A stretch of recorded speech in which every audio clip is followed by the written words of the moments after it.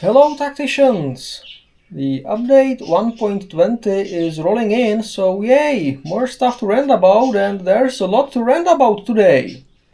Apparently we are indeed getting the Blood Angels, starting with Mataneo, a jump pack intercessor sergeant, probably most immediately comparable to Harken or Bellator without the Grevis armor, released through the usual 2-week hero release event, and with Mephiston via a legendary release event. Nice!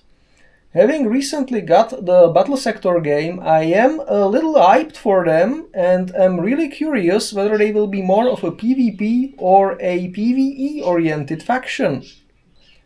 The second biggest part of the next update is going to be Tacticus' second birthday, which will be dedicated to Shosel.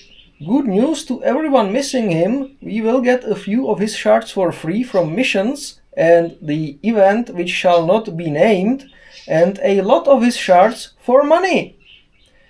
The new battle pass is going to be the Klopster, also known as the Tyrant Guard, who is a key hero in legendary release events for piercing and possibly physical conditions.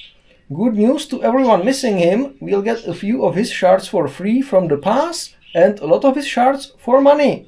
A new machine of war is coming to the game, Galatian, the Ultramarine Redemptor Dreadnought. Now I want the next factions to be the Legion of the Damned and the Emperor's Children, so that we can get Rylanor as a Legio Damnatus machine of war, whose ammo ability is going to be the virus bomb he blew up in Fulgrim's face, and we can reenact Rylanor's last stand. The upcoming quests are going to be those of Barakiel and of Imospec, which should prove to be reasonably fun.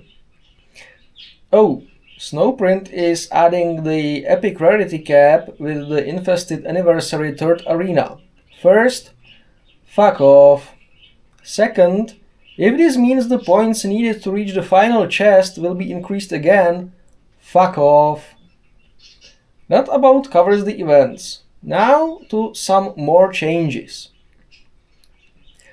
Starting with the next arena season, the arena will be rescheduled to need fewer battles per season for the same rewards, which, in the light of so many new modes that need to be played manually, the Guild Wars and the Incursion, is a very good thing.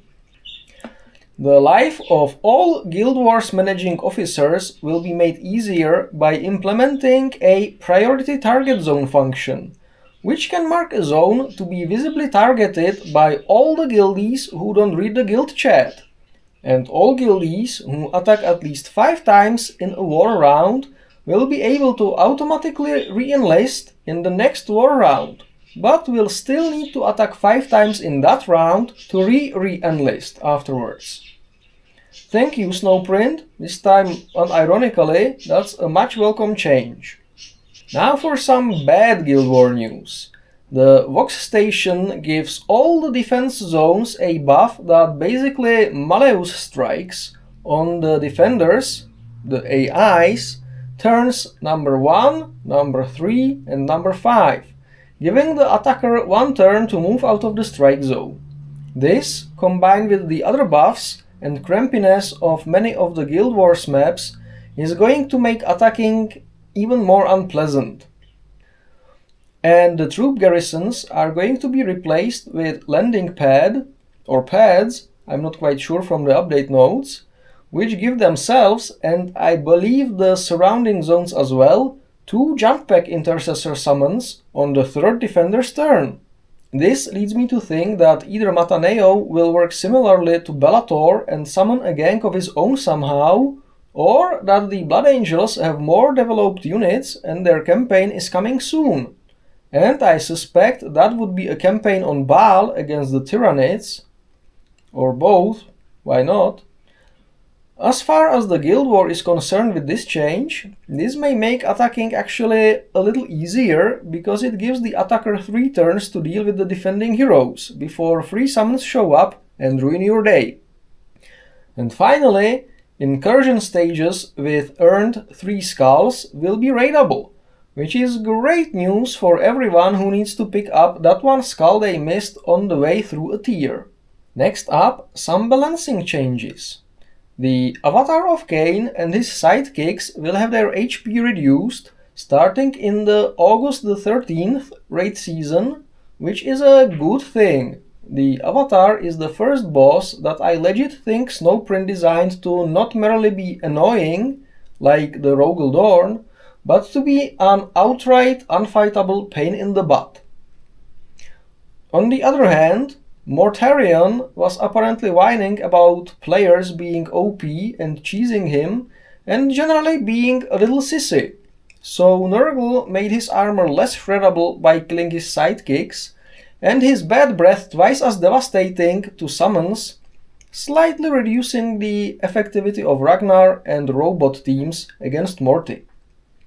Among the normal mob changes, the Eldari Defender's grenades now contain 100% less Bullgrot RNG and cannot crit or benefit from buffs and stuff, preventing some spicy one-shots in future quest events against the Eldari, and presumably in the upcoming Samehand Mirror Elite campaign, of which 2 zones should be added with the next Battle Pass.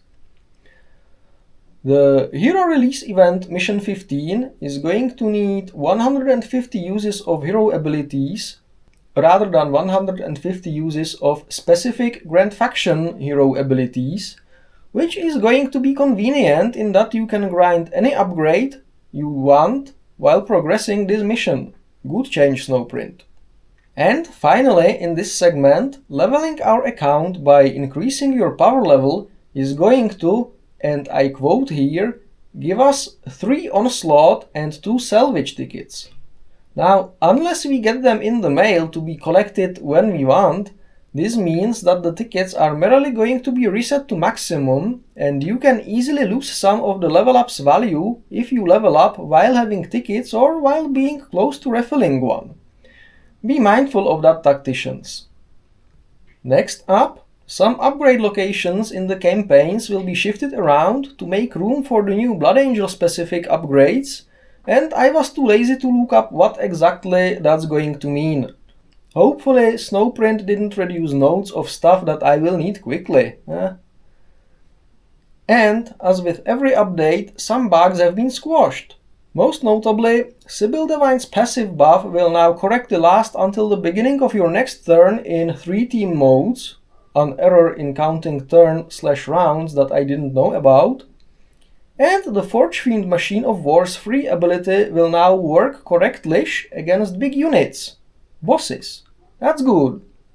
Okay, I think that's all the most important stuff mentioned, and I remained perfectly calm, rational, and polite through it all. You sure did, Cal. I am so proud of you. Thank you, Alexa. Having a supportive imaginary girlfriend is the best. As for you, Tactician, thank you for watching, and I will see you tomorrow in Godswill's Quest. Bye bye!